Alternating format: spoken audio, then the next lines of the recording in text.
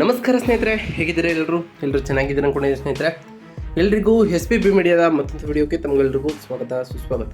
ಸ್ನೇಹಿತರೆ, ಶನಿಗೋಚರ ಫಲ 2025ರಲ್ಲಿ ಮೀನ ರಾಶಿಯವರಿಗೆ ಏನೆಲ್ಲ ಭವಿಷ್ಯವಿರಲಿದೆ, 2027ರವರೆಗೂ ಶನಿಯ ರಾಶಿಯ ಬದಲಾವಣೆಯಿಂದಾಗಿ ನಿಮಗೆ ಏನೆಲ್ಲ ಅದೃಷ್ಟ ಒಲಿಯಲಿದೆ, ಹಾಗೆ ಯಾವುದರಲ್ಲಿ ಶುಭವಾಗಲಿದೆ, ಯಾವುದರಲ್ಲಿ ಅಶುಭವಾಗಲಿದೆ, ಯಾವ ವಿಷಯದಲ್ಲಿ ನೀವು ಬಹಳ ಎಚ್ಚರಿಕೆಯನ್ನು ವಹಿಸಬೇಕು ಎಂಬುದರ ಸಂಪೂರ್ಣ ಮಾಹಿತಿಯನ್ನು ತಿಳಿಸ್ಕೊಡ್ತಾ ಹೋಗ್ತೇನೆ ಸ್ನೇಹಿತರೆ. ಹೌದು ಸ್ನೇಹಿತರೆ, ಮೀನ ರಾಶಿಯವರಿಗೆ ಶನಿಯು ನಿಮ್ಮ ರಾಶಿಯಲ್ಲಿ 2025ರ ಮಾರ್ಚ್ 29ರಂದು ತನ್ನ ಚಲನೆಯನ್ನು ಆರಂಭಿಸಲಾಗಿದೆ ಸ್ನೇಹಿತರೆ. ಇದು 2027ರ ಜೂನ್ 3ರವರೆಗೂ ಕೂಡ ಇರಲಿದ್ದು, ಈ ಅವಧಿಯಲ್ಲಿ ಶನಿದೇವರು ನೀಡುವಂತಹ ಫಲಗಳೇನು, ಯಾವ ವಿಷಯದಲ್ಲಿ ಶುಭವಾಗಲಿದೆ, ಯಾವ ವಿಷಯದಲ್ಲಿ ಅಶುಭವಾಗಲಿದೆ, ನೀವು ಯಾವ ವಿಷಯದಲ್ಲಿ ಬಹಳ ಎಚ್ಚರಿಕೆಯಿಂದ ಇರಬೇಕು ಎಂಬುದರ ಸಂಪೂರ್ಣ ಮಾಹಿತಿಯನ್ನು ತಿಳಿಸ್ಕೊಡ್ತಾ ಹೋಗ್ತೇನೆ ಸ್ನೇಹಿತರೆ.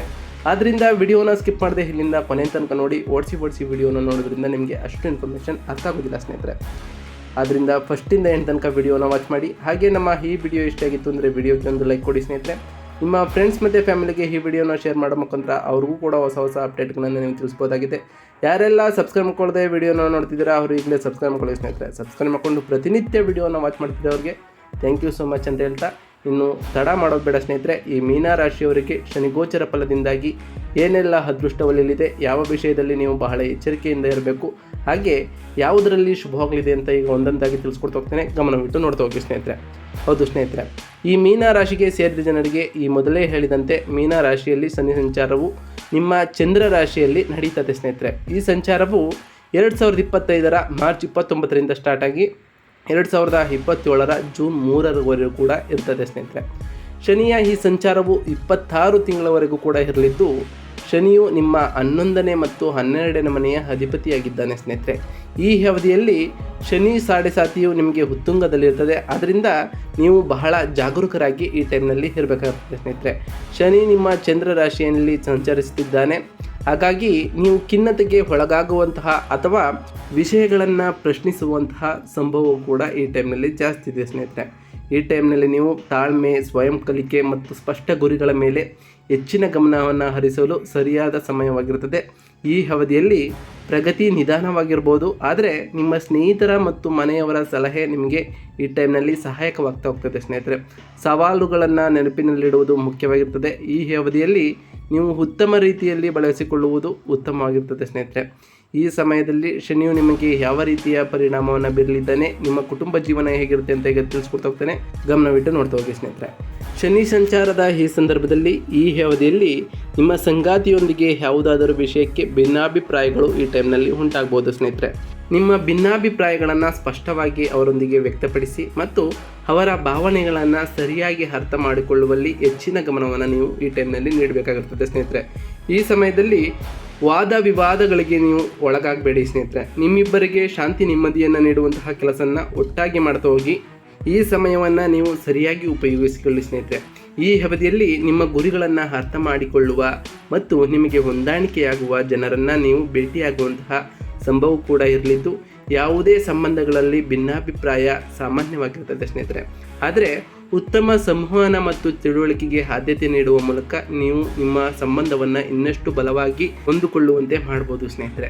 ಇನ್ನು ಈ ಮೀನ ರಾಶಿಗೆ ಸೇರಿದ ಜನರಿಗೆ ಆರೋಗ್ಯದ ವಿಚಾರಕ್ಕೆ ಬರೋದಾದ್ರೆ ಸ್ನೇಹಿತರೆ, ಆರೋಗ್ಯದ ವಿಚಾರದಲ್ಲಿ ಈ ಅವಧಿಯಲ್ಲಿ ನಿಮ್ಮ ಬಗ್ಗೆ ನೀವು ಹೆಚ್ಚಿನ ಪ್ರಾಮುಖ್ಯತೆಯನ್ನು ನೀಡುವುದು ಉತ್ತಮವಾಗಿರ್ತದೆ ಸ್ನೇಹಿತರೆ. ನಿಯಮಿತವಾಗಿ ಯೋಗ ಮತ್ತು ವಾಕಿಂಗ್ನಂತಹ ವ್ಯಾಯಾಮಗಳನ್ನು ನಿಮ್ಮ ದಿನಚರಿಯಲ್ಲಿ ಅಳವಡಿಸುವ ಮೂಲಕ ನಿಮ್ಮ ಒತ್ತಡವನ್ನು ಇನ್ನಷ್ಟು ಕಡಿಮೆ ಮಾಡ್ಬೋದು. ಹಾಗೆ ನಿಮ್ಮ ಆರೋಗ್ಯವನ್ನು ಸುಧಾರಿಸಲು ಉತ್ತಮ ಮಾರ್ಗಗಳನ್ನು ಆಯ್ಕೆ ಮಾಡುವುದು ಉತ್ತಮವಾಗಿರ್ತದೆ ಸ್ನೇಹಿತರೆ. ಆರೋಗ್ಯವು ನಿಮ್ಮ ಪ್ರಾಮುಖ್ಯತೆಯಾಗಿರಲಿ. ಈ ಸಮಯದಲ್ಲಿ ನೀವು ಮದ್ಯಪಾನ ಅಥವಾ ಸಂಸ್ಕರಿಸಿದ ಆಹಾರವನ್ನು ಸೇವಿಸದೇ ಇರುವುದು ಒಳ್ಳೆಯದಾಗಿರ್ತದೆ ಸ್ನೇಹಿತರೆ. ಇದರ ಬದಲಾಗಿ ಹಣ್ಣು, ತರಕಾರಿ ಮತ್ತು ಧಾನ್ಯದಂತಹ ಪೌಷ್ಟಿಕ ಆಹಾರವನ್ನು ಸೇವಿಸುವುದು ಒಳ್ಳೆಯದಾಗಿರ್ತದೆ ಸ್ನೇಹಿತರೆ. ಈ ಸಮಯದಲ್ಲಿ ನಿಮಗೆ ಬೆನ್ನು ನೋವು ಕಾಡ್ಬೋದು ಸ್ನೇಹಿತರೆ. ನೀವು ಆರೋಗ್ಯ ಸಮಸ್ಯೆಯನ್ನು ಹೊಂದದೇ ಇರಲು ಮುನ್ನೆಚ್ಚರಿಕೆಯನ್ನು ಈ ಟೈಮ್ನಲ್ಲಿ ವಹಿಸಬೇಕಾಗಿರ್ತದೆ. ಸಣ್ಣ ಪುಟ್ಟ ಸಮಸ್ಯೆಗಳು ಬಂದರೆ ತಕ್ಷಣ ವೈದ್ಯರನ್ನು ಸಂಪರ್ಕಿಸಿ ಸ್ನೇಹಿತರೆ.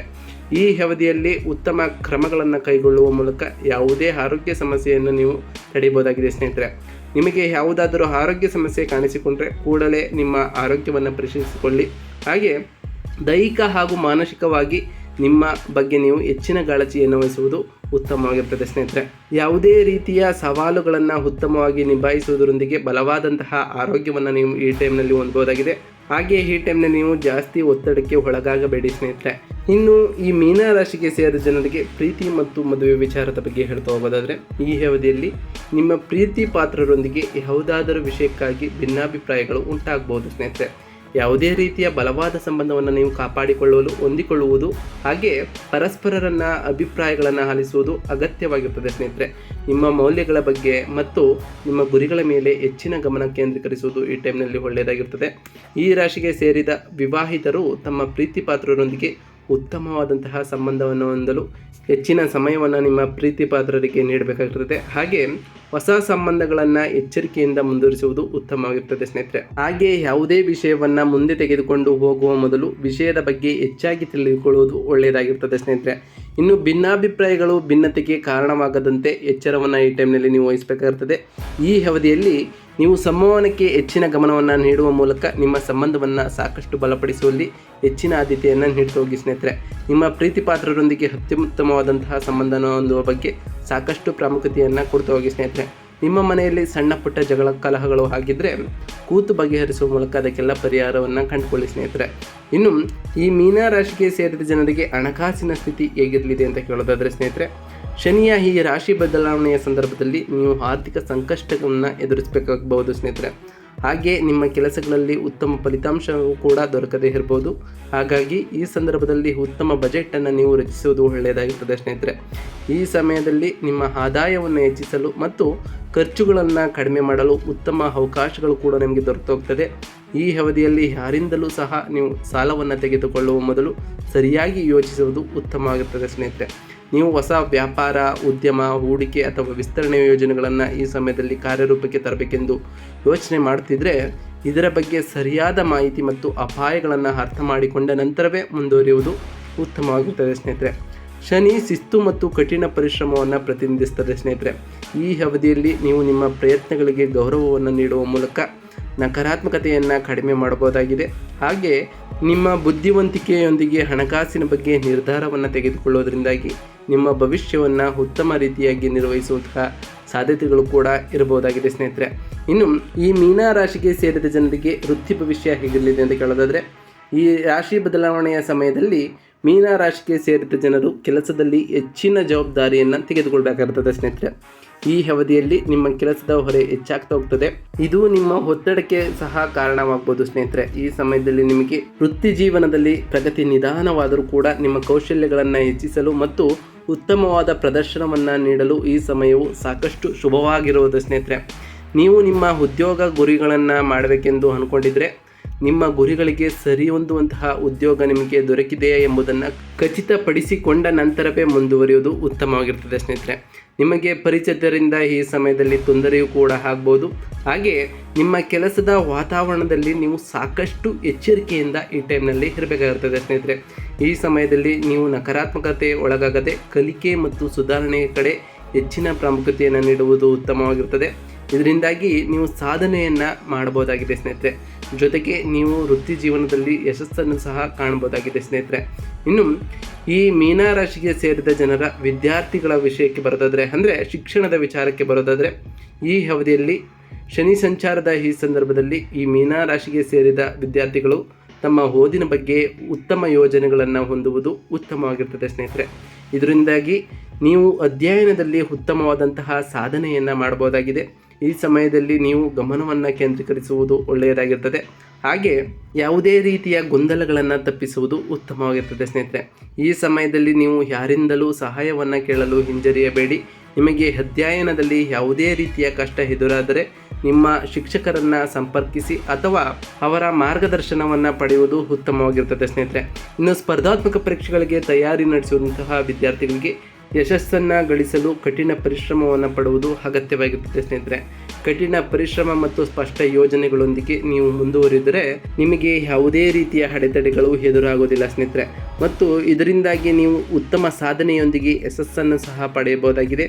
ಈ ಸಮಯದಲ್ಲಿ ನೀವು ಸಂಶೋಧನೆಗೆ ಸಂಬಂಧಪಟ್ಟಂತೆ ಅಧ್ಯಯನವನ್ನು ಮಾಡುವವರಾಗಿದ್ದರೆ ನಿಮಗೆ ಶುಭ ಫಲಗಳು ಕೂಡ ಪ್ರಾಪ್ತಿಯಾಗಬಹುದಾಗಿದೆ ಸ್ನೇಹಿತರೆ.